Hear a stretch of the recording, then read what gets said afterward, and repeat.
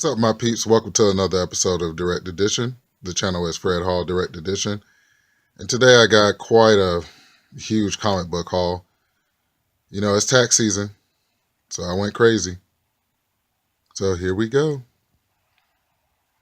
All right, so let's get right into it. The first book is Star Wars The Dark Empire. The second book is Star Wars The Dark Empire, like number 2. So they're not in the same run. They're actually split up by years. But the first book, my God, do you see the front cover? That is when Luke ran into Palpatine after Palpatine was killed by Darth Vader. Okay, let me back up. Palpatine or Darth Sidious actually would jump into different bodies, and basically he did a whole bunch of clones.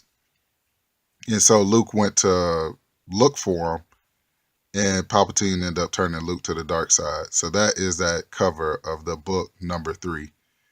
So when I was in my local comic book shop, LCS or whatever you guys want to call it, I saw it. And when I saw it, I grabbed it. And when I grabbed it, I giggled. I giggled like a dolphin. But yep. So let's go to the next one. So the next book I actually picked up was Harley Quinn, number 30. Mind you, every book I show you today was $1. End up getting this Harley Quinn for $1. It's very cool cover. I love it. Wow. So we collectors know that we see a lot of covers, through our like magazines and stuff, like when you had the Wizard, or you just have like advertisements like Marvel previews and stuff like that. And I've always seen this cover and I've always wanted it because, first of all, I'm a huge Wolverine fan. I'm a huge New Avengers fan. And I'm also a huge fan of David Finch. Most of the times when David Finch does any kind of cover, I will pick it up. So not only was I able to pick up New Avengers number 5, but I picked up a second copy.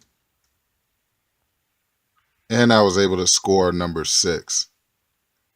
Yeah, I got most of the stuff that you see me buy like ones and twosy of is to fill in the holes.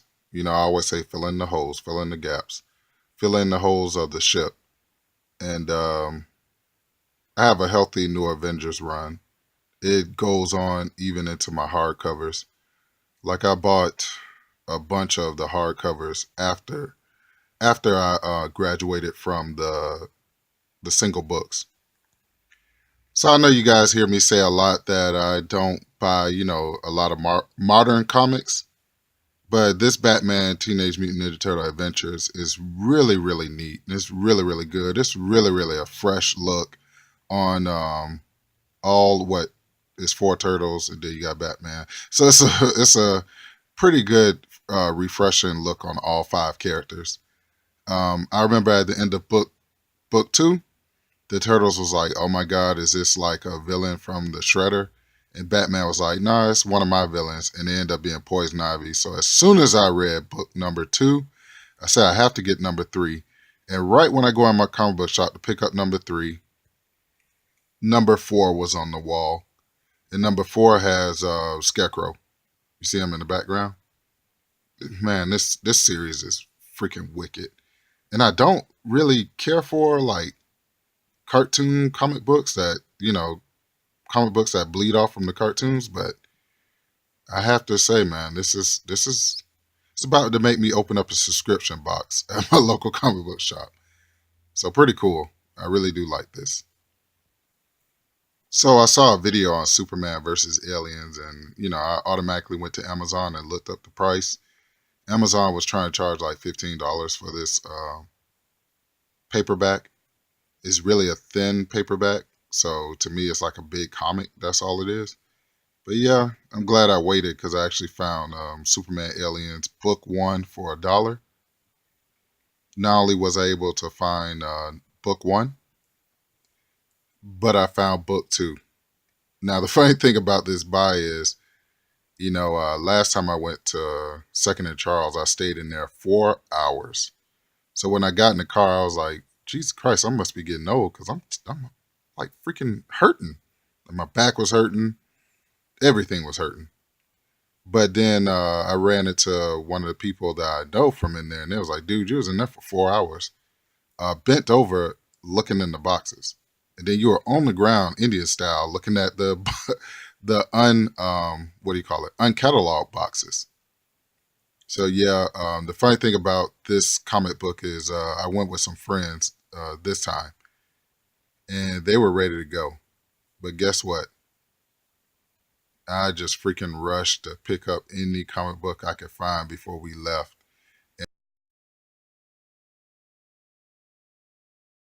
for $1. So I'm kind of glad I waited on a lot of the number ones of the Rebirth because I found them for $1. So with that being said, here we go. Justice League number one. Another Justice League number one. Batman Rebirth number one. Now the first one I already had because if you look up where the one is, that's what I was telling you about when you shop for this comic book or any other comic book. Because DC is releasing these 3 packs for $5 in Walmart, and if you're not careful, if you don't want that, this is what you look for. You look in the number one. Let me just show you. If you would just allow my sexy hands to interrupt your video. See that number one? See this number one? Okay, you see the difference. One has $2.99, the other one doesn't. So when you're shopping and you find your Batman number one or you find your Harley Quinn, I think I don't even want to lie, but whatever that Harley Quinn and Deadshot is with the Shining cover, you always want to look to see if the dollar amount is in there. If it's not, you're buying the Walmart 3-pack that's been broken out of the pack. Okay? And we all know who the artist is. Let's say it together. David Finch. So I also found the number 2, David Finch, Gotham Girl. I don't know what the guy's name is. Is it Gotham Guy? Gotham Lad? I don't know. I'll find out when I read it. Teen Titans. Now, I'm not sure if, let's do a debate. I say I do not like Teen Titans Go, but I do watch it a lot, which is very weird. But the first Teen Titans cartoon, wow, that was really cool. So it would be cool to know which one do people prefer. Do you prefer Teen Titans Go, or do you prefer the older Titans cartoon, which is a little bit grittier? We'll see. So this is another one I was able to pick up, the Titans Rebirth number one. Like I said, all the rebirths were on this, like, I guess you would say, like, shelf where the employee at Second and Charles had to put it back in the bin. And so, like, they were like, hey, Fred, wrap it up. I'm ready to go. Come on, dude. We've been here like an hour and 30 minutes. I freaking ran through that shelf to see if they had anything cool. And this is where most of my haul came from. Last minute buy. I was just like, oh my God, oh my God, oh my God, one after the other. Because I kind of sat out on the Rebirth. I wasn't collecting modern age comics then. But I was glad to run into a lot of them for $1. So when I saw this Harley Quinn number 3, I picked it up because it has Poison Ivy on the front cover. And then I just said to myself, okay, dude, let's go with Harley Quinn. So anything Harley Quinn I see from now on is getting bought because I'm trying to do like a complete run. As many Harley Quinn comic books as I can get. The only other character I'm like that with is Wolverine. So, yeah, I mean, she just became like one of my sweethearts. I really, really enjoy Harley Quinn. Man, I remember when this book came out, man, people went freaking crazy over this book. So I picked up the second printing, like the variant, and this book was priced out of the butt. I couldn't pay like $15 to $20 for like a modern book. But, I ended up finding it for, We all know it's $1. I'm gonna stop saying $1 because it's starting to get annoying to me. But anyway, I was able to find this book, and I was so happy because I am a Thor fan. Like I really do like Thor. I really like his modern run right now, the Unworthy Thor. My God, it's such a good read. But yeah, Thor #1. Okay, let's get into some X Men. This is X Men #3. This is when the X Men, part of the team actually went up to Asteroid M. Magneto had a asteroid that was floating around the Earth, and he wanted to just get away from Earth because he was ostracized and he was the villain. So he went up in space on Asteroid M. You had the acolytes that followed him. They were basically like a religious group of Magneto worshippers. And some X-Men went up there to fight, and Magneto ended up capturing them, and they brainwashed them. And then, Professor X sent another team up there to rescue the X-Men, and the brainwashed X-Men ended up fighting the X-Men that came to save them. So this book is so freaking awesome, man. Wow. Just Jim Lee, period. Best artist hands down to me, in my opinion, because I'm from, that era of comic book collecting where Jim Lee, first kind of burst on the scene. And this book is pretty cool. This is like my second copy, but, you know, I basically bought this just to make sure, I had a nice copy, in my collection. So very nice white and crisp background, very cool artwork, you know, cool. So I was also able to pick up X-Men #10. I thought I had this book, but when I look back in my comic book log, I realized I didn't have it, so I'm glad I picked it up. I have the comic book if you want to say that it came out of my Marvel Legend. I didn't take it out of my Marvel Legends pack. I still have Longshot, mint on card, and this comic book is in back of him. That's the reason why I love the old school Marvel Legends because they came with a comic book. A lot of times when I go through these like quarter and dollar bins, I see a lot of the Marvel Legends comic books that's supposed to be not for resale, but people resell them anyway. I mean, that's cool if you want to buy it because, everybody collects their own way. But me personally, I will not pick up a Marvel Legends comic book that says not for resale because it's just, to me, it's like, unless you're picking it up for the story, but it's not valuable. So I picked up X Men #94. This is a pretty cool cover. You have Sunfire and you have Rogue on the front. This is actually a fold out cover. It actually comes with a card and like right in the front. It's not a card that has anything on it. It's just like one of those like white cards that kind of like help the book, I guess, to flip out. So if you buy this book, it's the first thing to look for. So it's a fold out cover and the white flap that's like right in the front. So I was also able to pick up this X-Men. It's a pretty cool cover. You have Gambit who's blind. It's X-Men number 163. I just picked it up just for the cover. Plus X-Men, Uncanny X-Men, Wolverine, and Harley Quinn. Those are the titles that I'm trying to just like get every book I can get my hand on.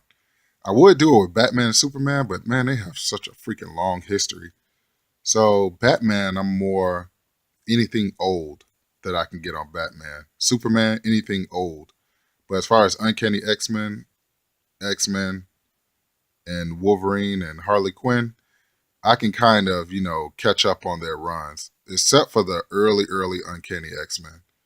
But as far as like modern day X-Men and, those runs, I can pick up, we can pretty much plug in the holes on all those gaps that we have on those.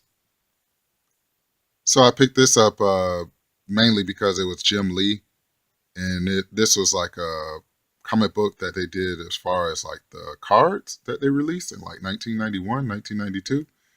So it says X-Men, Marvel X-Men collection, and it has a lot of Jim Lee's drawing in it. So I picked it up because it's pretty cool. Now, if you're an Apocalypse fan, this is the series that you need to get. This will be my second copy of The Blood of Apocalypse. The Blood of Apocalypse, basically, Apocalypse awoke when, what's her name? Scarlet Witch said no more mutants. He awoke and he told the humans, he said, hey, either you kill, you know what I'm saying, like 60 to 90% of your people, either you cleanse the earth of humans, or, you know, I will release this like virus. What's cool about this run is this is when Gambit actually flipped to the dark side and he became Death. So, you know, this is when, you know, the X-Men found out that Gambit was behind the mutant massacre and they kind of ostracized him. And so, you know, not having anywhere to go, he turned to Apocalypse and Apocalypse turned him into one of his horsemen. So the Blood of Apocalypse is a real nice run. If you are a huge Apocalypse fan, I suggest that you look into this one. So we're at the point of the video where we do the what am I reading right now? And this is Avengers versus X-Men, The Companion.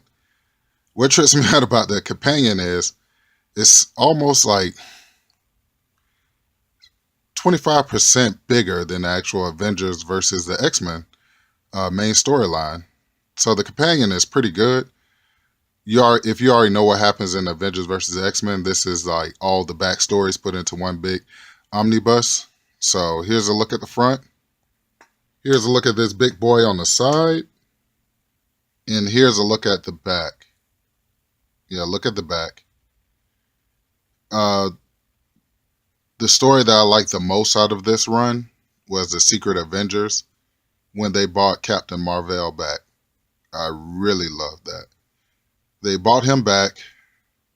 Miss Marvel, or Captain Marvel, she automatically sided with him. She didn't care. She was like, oh, my love is back. You know, so she sided with him. And at the end of the book, Captain Marvel ended up dying again. And I've always liked that character. So when he died again, you know, I got a little sad. But from his body, you know, you saw plants growing. So it was a beautiful story. Beautiful artwork.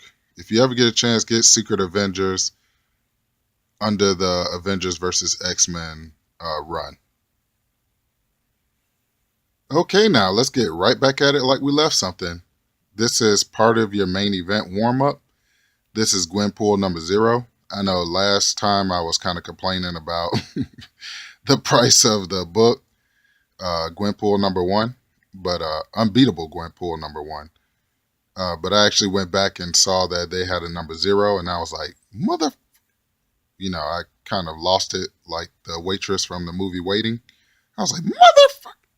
But anyway, so I had to go back and pick up number 0 because I had number 1, and number 1 is not the first one. The first one is number 0. So cool.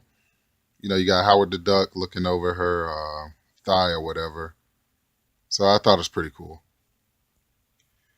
Okay, so for our first main event, we have the Suicide Squad number 1.